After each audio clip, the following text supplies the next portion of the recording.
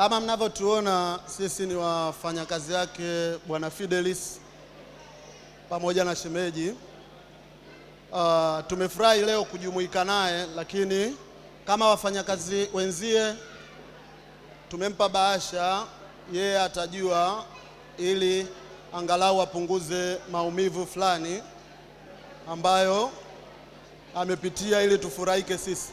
Lakini kama wafanyakazi wenzie kama mwanzoni alivyotutambulisha kuwa tumefanya jambo kwake mpaka sasa hivi alipo, tunaahidi kwamba baada ya ndoa kuna vitu vingine vinakuja.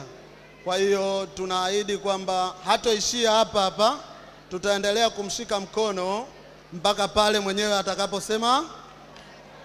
Lakini pia tunaahidi pia kama atataka kujenga, kufanyaje, sisi atatuonyesha uwanja ulipo, tutapeleka material ambayo atataka kwa kuanza mpaka pale atakapofikia.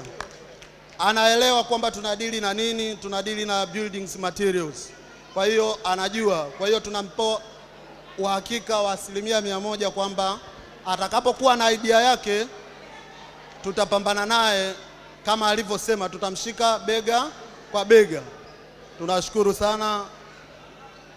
Asanteni sana.